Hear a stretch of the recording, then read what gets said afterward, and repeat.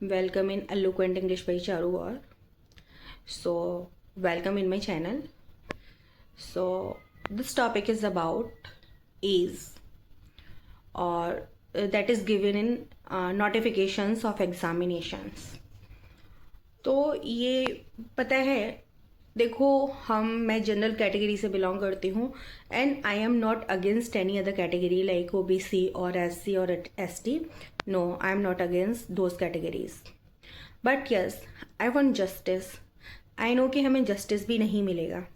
ठीक है, as you know that I have crossed my 30 and तो क्या है कि एक साइड मैं हूँ या कोई जनरल कैटेगरी से 31-32 ईयर्स का, और एक साइड से कोई ओबीसी या एससी वाला है. ठीक है, आप दो बेस्ट फ्रेंड हो.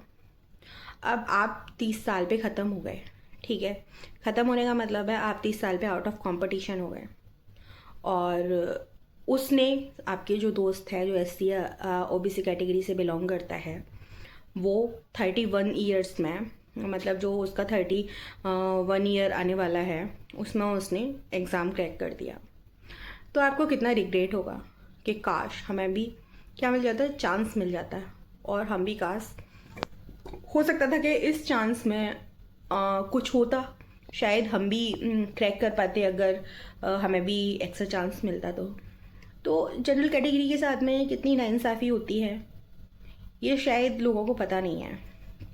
आप कुछ लोग बोलते हैं कि जो मतलब अदर कैटेगरी के जो अदर बैकवर्ड क्लासेस से है या फिर ऐसी कैटेगरी शेड्यूल उससे हैं, ट्राइब या उससे क्लासेस से, तो मेरे को सच बताऊँ उनसे कोई भी दिक्कत नहीं है.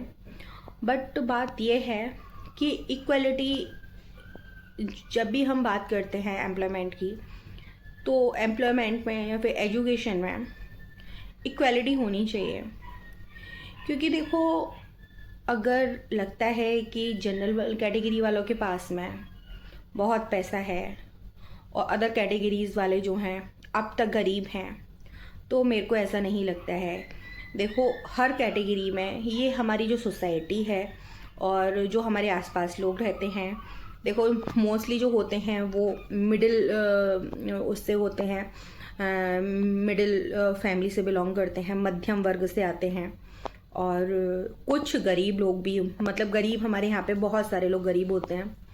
तो ऐसा नहीं है कि वो एससी या एसटी कैटेगरी से या ओबीसी से ही होते हैं. देखो, जनरल कैटेगरी में भी गरीब लोग, बहुत ज़्यादा गरीब लोग पाए जाते हैं. बहुत परेशान लोग होते हैं जिनके पास में 2 समय का भोजन नहीं होता है, यू नो. और अदर कैटेगरीज़ में भी लाइक एससी ओबीसी और जो रिजर्व कैटेगरीज़ होती हैं उनमें भी गरीब लोग होते हैं, पैसे वाले भी उनमें होते हैं. तो हम किसी को भी कैटेगरी के बेस पे नहीं जज कर सकते हैं कि ये अमीर है या ये गरीब है. तो आई थिंक लोगों को इस चीज़ को हो या नहीं हो, बट लोगों को ना वॉइस रेज करनी चाहिए. क्योंकि मैं देखती हूँ कि जो एसएससी वाले हैं, है ना, तो जो एसएससी वाले कैंडिडेट्स हैं उनका एकदम से वो एकदम यूनिटी में रह के और वो अपना सारा काम करवा लेते हैं. देखो, बहुत सारे रिफॉर्म्स हुए हैं एसएससी में. लास्ट ईयर कितना कैंपेन हुआ था, इसी टाइम आई थिंक कैंपेन हुआ था वहाँ पे दिल्ली में. तो बहुत सारे रिफॉर्म्स उसमें एसएससी में हुए. बट हमारे यहाँ पे क्या है, बैंकिंग के टीचर्स हो गए, सारे के सारे टीचर्स सेल्फिश हैं, और स्टूडेंट्स क्या करते हैं कि एक जाएगा, जा तो रहा है, अगर कुछ हुआ तो हमारा भी भला हो जाएगा. तो ये चीज़ें बहुत बेकार हैं. अगर सारे के सारे लोग आवाज़ उठाएंगे तो चीज़ें कहीं ना कहीं एक पॉजिटिव, मतलब अपने मन में एक संतुष्टि हो जाएगी. We will be satisfied that हाँ हमने वॉइस रेज की, और उसके बाद में क्या हुआ, नहीं हुआ तो नहीं हुआ, फिर हम उसको अपना फेट मान के शांत हो जाएंगे, कोई बात नहीं है. तो देखो, नहीं तो 30 साल में या 31 साल में, ऐसा नहीं है कि 30 साल में जनरल कैटेगरी वाला कैंडिडेट बूढ़ा हो जाता है और 35 साल में अदर कैटेगरी वाला कैंडिडेट जवान रहता है, वो बूढ़ा नहीं होता है. ठीक है, ऐसी बात नहीं है. तो देखो, यंग या ओल्ड दोनों है तो ह्यूमन बीइंग्स ही ना. तो सारी कैटेगरीज के लोग सेम रहते हैं. ठीक है, तो इतना भेदभाव, इतना डिस्क्रिमिनेशन क्यों होता है, मेरी ये समझ से बाहर है रियली। पीपल जो भी मतलब स्पेशली गर्ल्स और बॉयज़ जो भी हैं कैंडिडेट्स हैं जो अपनी एज क्रॉस कर चुके हैं 30 और जिनका पॉइंट्स में, जिनका पॉइंट मार्जिन से रह गया है, कोई भी एग्ज़ाम रह गया है बैंकिंग का या इंश्योरेंस का, वो फील करेंगे कि हाँ भाई ऐसा होता है। क्योंकि मैंने देखा है कि जो भी ये लोग थे मेरे साथ में, जो भी मतलब रिजर्व कैटेगरी से बिलोंग करते थे, वो 35-35 साल में, हाँ, और मतलब मेरे से सीनियर भी थे, मेरे से हाँ सीनियर ही थे, तो वो 35-35 साल में उन्होंने नौकरियां ली हैं, ठीक है। और जो जनरल कैटेगरी के लोग होते हैं, and those people become out of competition from each and every government competitive examination.